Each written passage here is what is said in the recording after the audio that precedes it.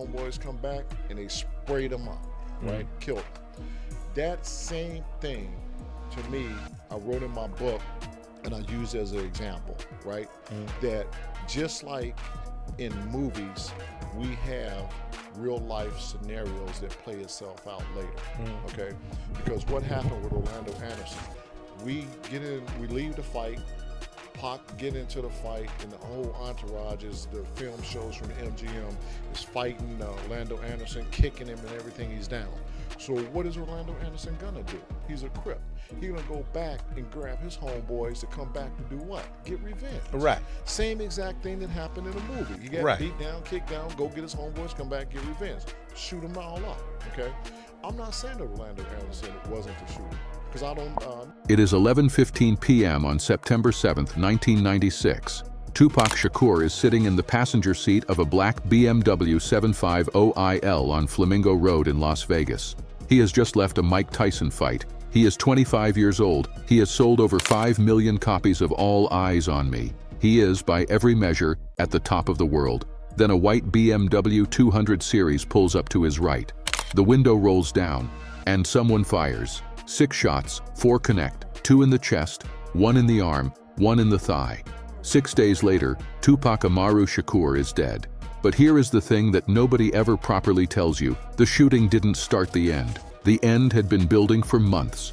Behind closed doors, inside Death Row Records, inside the mind of a 25-year-old man who had started to see very clearly that the world around him was not what he thought it was. This is that story. In today's episode, we're going past the conspiracy theories, past the headlines, past the myths. We're going into the documented, verified, painful truth of Tupac Shakur's final months, the paranoia that was consuming him, the record label that had trapped him, the friendships that were fracturing, and the quiet human moments that most people never heard about. This is the real story, in his own words, and in the words of those who were there. Let's get into it. To understand the darkness of 1996, you have to first understand the light that came before it. Tupac Amaru Shakur was born on June 16, 1971, in East Harlem, New York.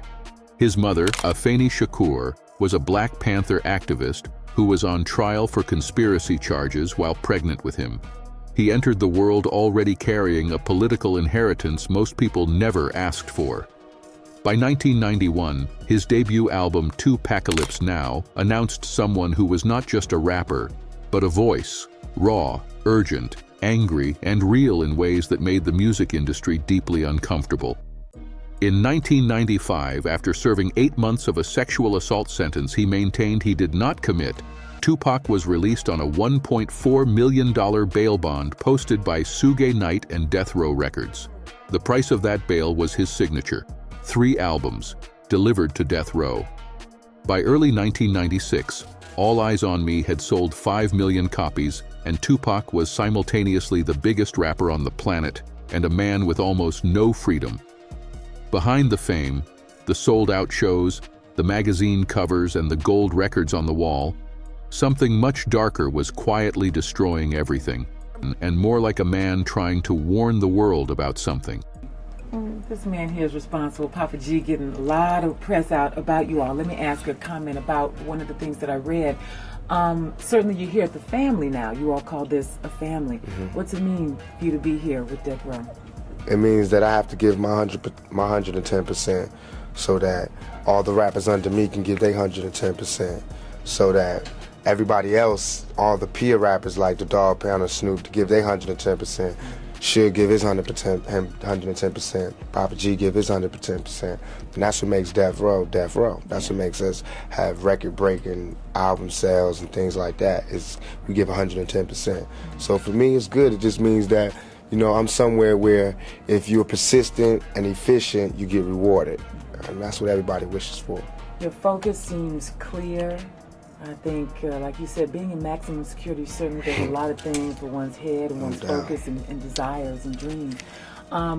You come out, you hear a lot of controversy going on right now about rap, just the Time Warner dropping Interscope and a lot of things that have resulted from people saying it's a bad image, it's bad for young people. Tell us your comments on that. I said so many comments on this, but basically, it's a hypocritical view. Because what you're saying is, it's okay for us to live in the dirt, in the gutter, in less than human conditions, but it's not okay for us to tell people that we're living in these conditions. Everything was cool, you know. The ghetto was okay. It was habitable until we started talking about exactly what were the repercussions of living this type of lifestyle. What happens when you live in this kind of environment? What type of person it changes you into? Now all of a sudden it's like you can't talk about that.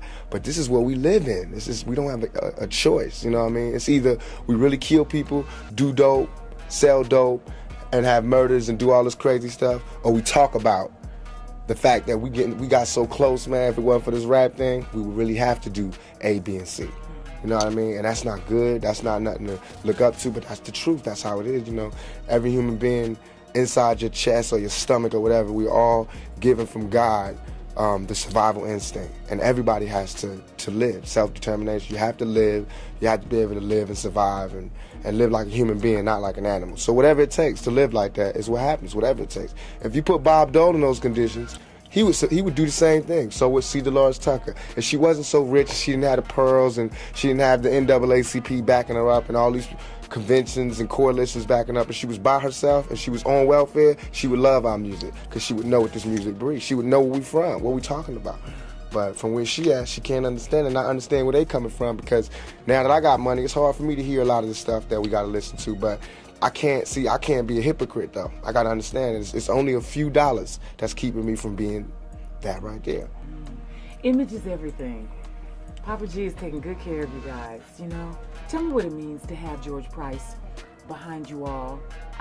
In that sit-down with Ed Gordon, one of the most important interviews Tupac ever gave, he was unusually direct. He talked about the night he was shot in the lobby of Quad Recording Studios in New York City in November 1994. The shooting that nearly killed him before death row was ever in the picture.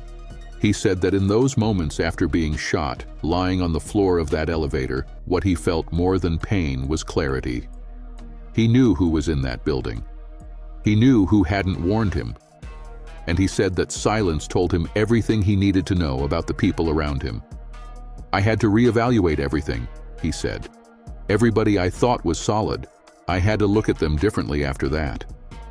That interview was filmed just weeks after he walked out of prison.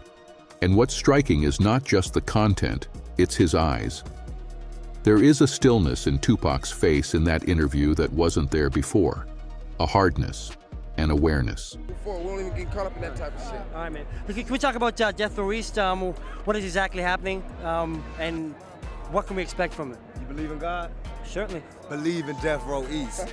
Believe in that, for real. That's it right there. But if you believe in God, believe in Death Row East. We plan to take the same strategy we use with Death Row West, which is mind over matter, taking all our weaknesses and making it into our strengths.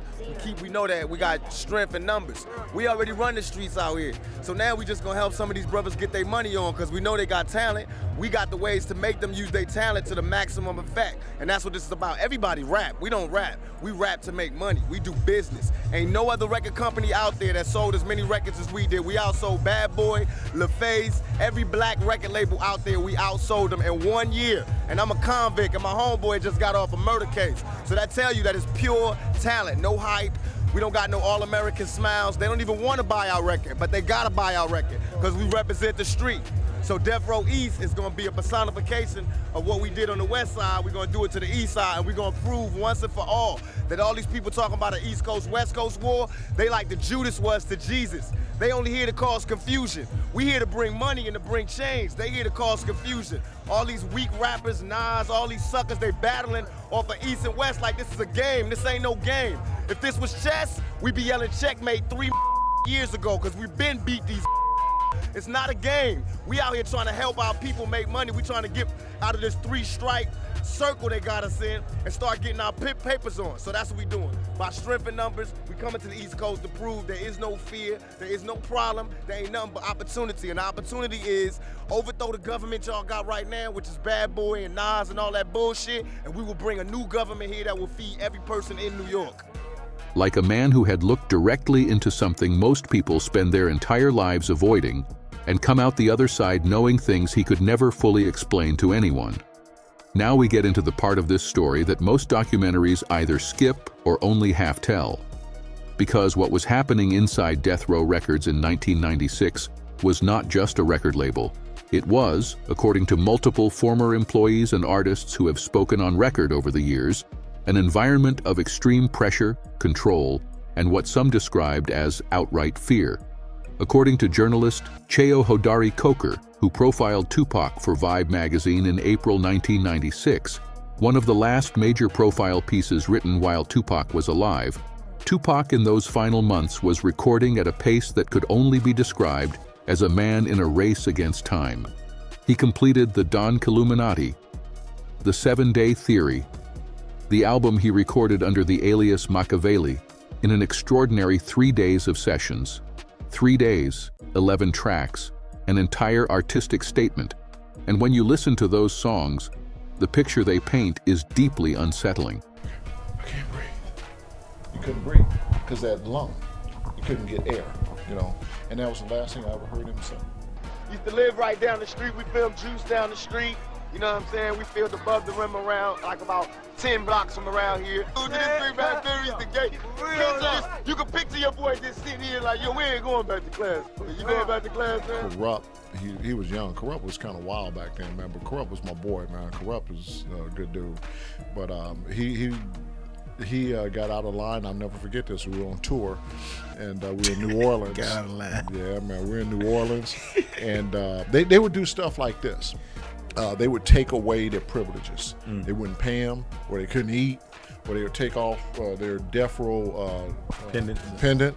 They would take that from them. You know, they would get into some kind of trouble or whatever. They screwed up. They did stuff in the hotel, and come back to Suge, and something was wrong. Oh yeah, they got disciplined like they were like somebody's child. Like for real talk. So what kind of guy is Suge Knight? If you was just to sum him up. Okay, I can't speak on Suge today, being 2013. Right. But in 1996, when we were with Suge, I will give Suge this. Suge was very pro security, and he told the studio manager, his name was Kevin. He told Kevin was from Chicago also. He told Kevin, he said, security runs this studio. He goes, you're the manager, you're in charge, but security is really in charge and runs this studio. What security says goes. We didn't do anything beyond our job though. We didn't take the role of like that going to our head. There was many times that I had conversations with Suge, or he would call me in his office, or he came on the set of Gridlock when we were on the set, and he would come to me and he would say, look here, Frank, you're doing a really good job with Pac. We talk a lot about you. Your name come up a lot. He really like you. He told me this one time, you get it Reggie, man, and he called him Reg. He goes, you get it Reg, you tell Reg that I want you to be put on salary. I want you to get a salary. He goes, I don't want you on an hourly. So I got back at Reggie and I told him that. He was like, shh, nigga, you getting what you get. And I was like, no, man, Suge said he want me on salary, man. And I'm going to tell him if you don't put me on salary. So he put me on salary then. Word. $16 was gone. He put me on salary. But from my experience, okay, with Suge, things were good with Suge. The only time when things changed was after the shooting, okay? And I'm not even gonna say that some of that was understandable. To a certain degree and point it was, but at the same time, Suge was being misled with information that wasn't being given to him on like what happened that day in meetings that we had, and we were told not to carry out weapons that day and that night. We were told only 3 of us could carry weapons and to leave them in our car because of this benefit that they was having for this boxer, In Against All Odds, Tupac named real people he believed had betrayed him, by name, on record. That is not the move of a man who believes he has plenty of time to settle scores quietly. That is the move of a man who thinks the window is closing. In Hail Mary, He rapped about death with an intimacy that wasn't performance. It sounded like a man who had made peace with something. And here is the lesser-known detail that most people don't know. According to biographer Michael Eric Dyson, who wrote Holler If You Hear Me. Searching for Tupac Shakur in 2001, Tupac had reportedly begun telling people in his inner circle in the weeks before Las Vegas that he wanted out of his death row contract. He wanted to start his own label, Machiavelli Records. He had the vision, he had the name, he had the music. What he didn't have was a clear legal path, because the contract Suge Knight held him to was, by all accounts, ironclad. A 25-year-old man, 5 million records sold, trapped in a contract, surrounded by armed men on payroll, in a city that wasn't his, moving toward a confrontation at the MGM Grand that night that none of them fully understood the consequences of. Come to my funeral and talk pretty. And how it is for Shakur is trouble. It's continuing to mount. He was just thrown off a concert tour for allegedly inciting a riot. Shakur claims his actions are just misunderstood. I'm not coming here telling you my plight and then I walk outside and live the good life. Shakur says all the attention given to his mishaps are one-sided. That is the context nobody puts on the timeline. But now, stop. Because in the middle of all of that noise, all of that pressure and paranoia and darkness, there were these small, quiet. In his memoir, Got Your Back, published in 1998, described an afternoon a few weeks before Las Vegas where Tupac was alone in a studio, not recording, just listening, playing back songs from Me Against the World, the album he'd recorded before death row while he was in prison in 1994. And according to Alexander, Tupac turned to him and said, quietly, with no performance in it, "I just want to make something that lasts, man. I want little kids to still be listening to this when I'm gone." He wasn't being dramatic. He wasn't performing for anyone. He was a 25-year-old man, at the height of everything the world told him he should want, sitting in a dark room asking himself whether any of it was going to matter. That moment doesn't make the headlines. It doesn't get turned into a meme or a conspiracy theory, but it might be the most honest window into who Tupac Shakur really was. A man who, underneath the armor and the image and the anger, just wanted to be heard and to last. After the shooting on Flamingo Road, Tupac was rushed to the University Medical Center of Southern Nevada. He underwent multiple surgeries.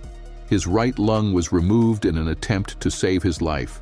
For 6 days, the world waited. Afeni Shakur, in interviews throughout the years that followed, described the phone calls she had with Tupac in his final weeks. She said he sounded tired, not physically tired, but the kind of tired that lives deeper than the body. She said he talked about the future, about wanting to build something that would outlast the industry noise, about family, about wanting to slow down. Whether he truly believed he would get the chance to do that, she said she didn't know. On September 13, 1996, at 4:03 p.m., Tupac Amaru Shakur was pronounced dead. He was 25 years old. The murder remains officially unsolved. But what the murder investigation often overshadows is the larger, more important truth.